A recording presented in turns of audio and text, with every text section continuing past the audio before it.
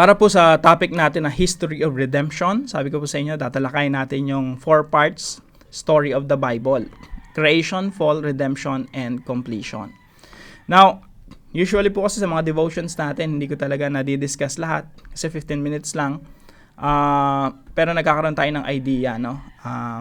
Now, may mga verses po ako rito na binanggit. Hindi nabanggit, no, sa devotion natin na ito. Romans 8:20-22. Dito po makikita natin na yung creation, sabi rito, groaning. For the creation was subject to frustration. And then 21, that the creation itself will be liberated from its bondage to decay and brought into the freedom and glory of the children of God. We know that the whole creation has been groaning as in the pains of childbirth right now up to the present time. So yung buong creation nahulog sa pagkakasala, nahulog sa sumpa dahil sa kasalanan nila Eva at Adan. Sabi rito, nag-groan din Ibig sabihin nun, dumaraing. Ano para bang in pain? Merong karamdaman, merong sakit, no? Isipin nyo yung creation, merong cancer, dumaraing sa pagpapagaling na gagawin ng Diyos in the future. So, the creation itself will be liberated from its bondage to decay. Someday po, mapapalaya yung creation mula doon sa pagkaalipin sa kabulukan. Makikita mo yung mundo natin, punong-puno ng kabulukan. Pero sabi sa Biblia, mapapalaya yan sa pagkaalipin sa kabulukan. Meron talagang redemption, complete redemption sa buong creation. Now, isi-share ko lang po sa inyo. And by the way pala, yung Bible nagsimula sa Genesis, magtatapos po yan sa Revelation. Nagsimula po yan sa Garden of Eden, magtatapos rin po yan sa garden, pero perfect and so much better and more beautiful. And then, Revelations 21:5, sabi dito, He who has seated on the throne said, I'm making everything new. Masdan ninyo, ginagawa kong bago ang lahat ng mga bagay. Meron talagang renewal of all things. Now, ito po yung summary ng buong Bible. Creation, Fall, Redemption, Perfection. So, lumikha ang Diyos. Yung nilikha ng Diyos, nahulog sa pagkakasala, fall. And then from the fall, hanggang sa muling pagbabalik ng ating Panginoon Jesucristo, yan yung tinatawag nating redemption. Redemptive work of God. Saan nagsimula yung redemption? Sa promise of redemption. Yung Genesis chapter 3 verse 15. Yun po yung pinakaunang promise ng pagtutubos. Nadudurugin yung ulo ni Satanas. Yung pinag-aralan po natin sa devotion natin na ito, no? So, promise of redemption, yung buong Old Testament po, it's about that promise.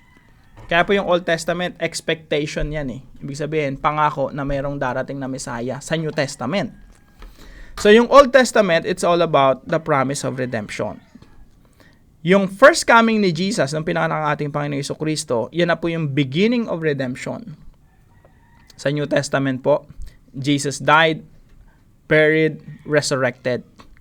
And then, binigay ng ating Panginoon Jesucristo yung kanyang Great Commission. God disciple the nations and teach them to obey everything I've commanded you.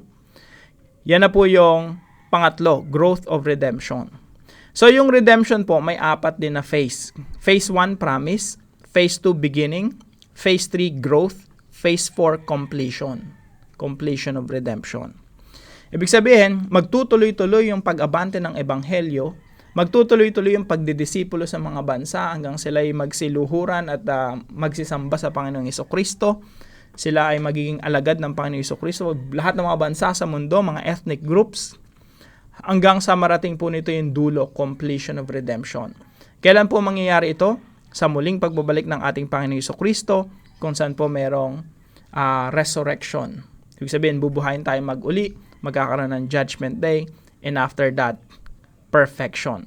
Sa Judgment Day, dyan na po talaga matatanggal si Satanas, mga dyablo, kasamaan, kasalanan, at pagkabulok. Lahat ng epekto ng kasalanan mawawala na po dyan. Everything will be new.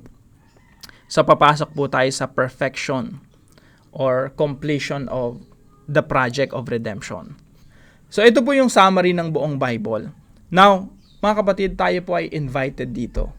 Nandito po tayo ngayon sa present, no? Sa growth of redemption. Tayo po yung ginagamit ng Diyos para lumaganap ang pagtutubos. Maabot yung maraming tao at sila po ay maipanumbalik yung kanilang relasyon sa Diyos. At lahat ng mga Kristiyano na tinubos ng Panginoong Jesucristo, they starting to live the redeemed life. So, tayo po ng mga tinubos ng ating Panginoong Jesucristo, we are living the redeemed life. Ipinapamuhay po natin yung buhay na tinubos. Kaya po tayo merong pagbabago sa ating mga buhay at yung pagbabago na ito pinaparamdam natin sa ating mga kapamilya, sa ating mga kaklase, sa ating mga ka-office mates, sa mga tao sa paligid natin at sila rin nalalasap nila yung redemption.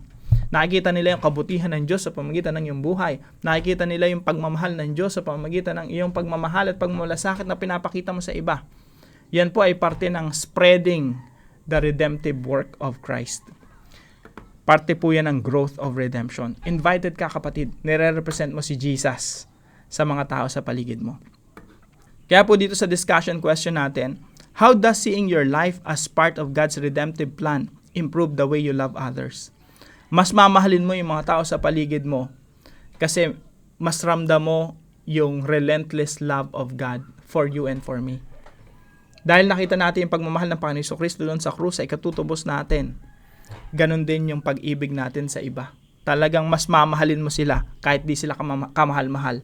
Dahil tayo rin naman hindi kamahal-mahal sa harapan ng Diyos, pero inibig ng Diyos. Hindi lang basta inibig ng lubos to the point of Jesus dying on the cross. So mga kapatid, patuloy lang po natin, let's spread redemption dito sa mundo. Now, ito pong post na ito, usually po ito ay pang members lang, pero gagawin ko po itong public and I hope marami po tayong matutunan patungkol po rito. Now, maraming salamat po sa bawat isa sa inyo. Magkita-kita tayo muli bukas alas 5 ng umaga dito sa ating Daily Devotions.